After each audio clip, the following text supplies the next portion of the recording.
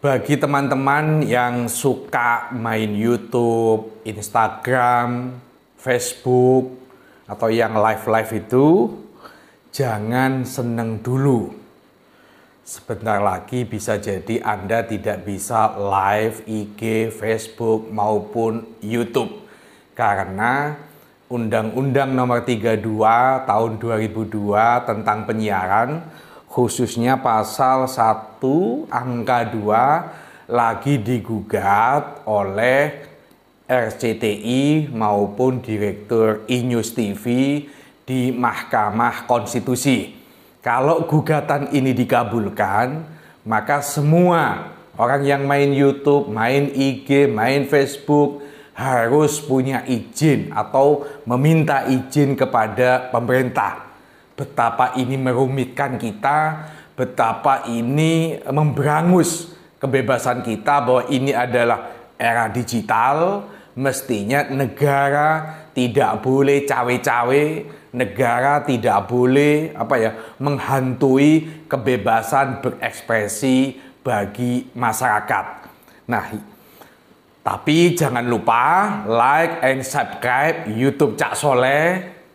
Sebab ini adalah channel yang inspiratif, channel yang edukatif terkait persoalan hukum, politik, sosial, dan lain-lain. Supaya kita, Anda maupun saya ini bisa cerdas semua.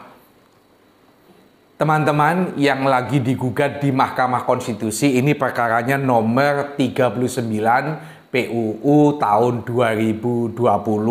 Saya bacakan ya, pasal 1 angka 2 Undang-Undang Nomor 32 Tahun 2002, yaitu penyiaran adalah kegiatan pemancarluasan siaran melalui sarana pemancaran dan atau sarana transmisi di darat, di laut atau di antariksa dengan menggunakan spektrum frekuensi radio melalui udara, kabel, dan atau media lainnya untuk dapat diterima secara serentak dan bersamaan oleh masyarakat dengan perangkat penerima siaran.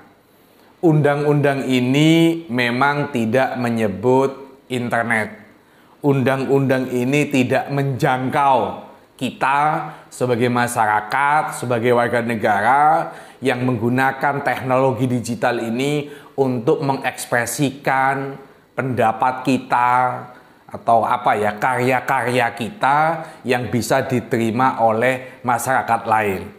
Karena tidak dijangkau oleh undang-undang ini, maka ada dua kelompok ini yang menggugat ke Mahkamah Konstitusi supaya pasal 1 angka 2 ini juga dimaksudkan kepada media internet ini. Kalau itu dikabulkan, resikonya kita disamakan dengan lembaga penyiaran lainnya seperti radio, seperti televisi yang mereka sebelum beroperasi harus mengantongi izin dari Komisi Penyiaran Indonesia. Tentu saya sebagai pengguna media internet ini, terutama konten-konten di YouTube, saya keberatan terhadap gugatan ini.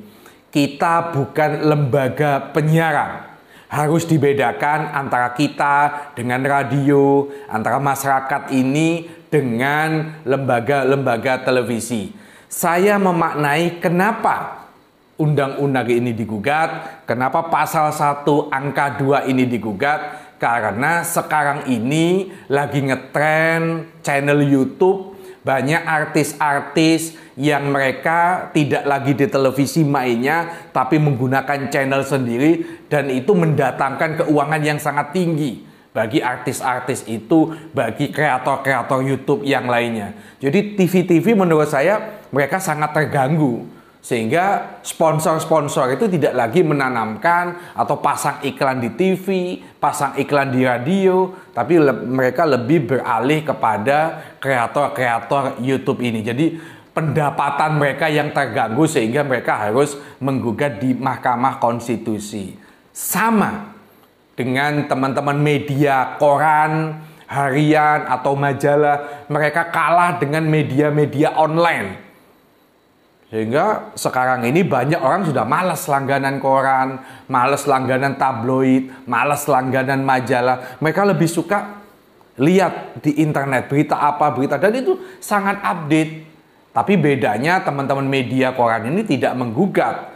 Ini yang menggugat adalah RCTI dengan E-News TV.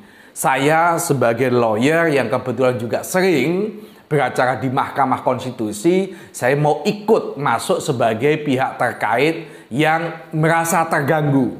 Sebab kalau gugatan ini dikabulkan, konsekuensinya saya tidak mudah membuat konten-konten YouTube. Harus minta izin dulu. Enggak mau saya, kan itu loh. Kita bukan berarti sebebas-bebasnya bikin konten. Bukan berarti konten kita tidak ada risiko. Ada risiko. Siapapun yang main di Facebook, IG lah, atau di YouTube punya risiko. Ada undang-undang IT yang mana banyak sudah orang-orang yang seenaknya bikin konten YouTube, seenaknya bikin status di Facebook, akhirnya dia bisa masuk penjara. Apakah kena pasal penghinaan lah, entah kena pasal hoax lah di situ, dan atau kena pasal asusila.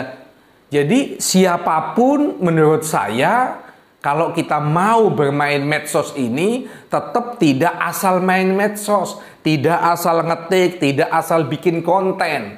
Ada resiko-resiko di situ. Jadi kalau teman-teman penggugat atau pemohon ini mendalilkan bahwa kita ada sebuah kebebasan tanpa kontrol, enggak, ada kontrol. Bahkan kita ini nggak perlu ada somasi, nggak perlu ada peringatan. Kalau memang konten kita itu melanggar undang-undang IT, kita bisa langsung dipidanakan, bisa masuk penjara.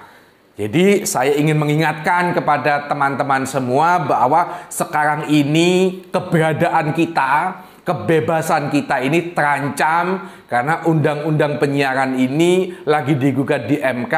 Mereka meminta supaya internet dimasukkan ke dalam pasal 1 angka 2 ini dianggap sebagai lembaga penyiaran. Konsekuensinya, kalau gugatan ini dikabulkan, maka semuanya warga negara yang bermain YouTube, IG, Facebook, dan lain-lain harus mendaftar dulu kepada pemerintah. Itu yang harus kita tolak. Nggak boleh, ini soal kebebasan kita, ini era digital yang tidak bisa dihalangi oleh siapapun.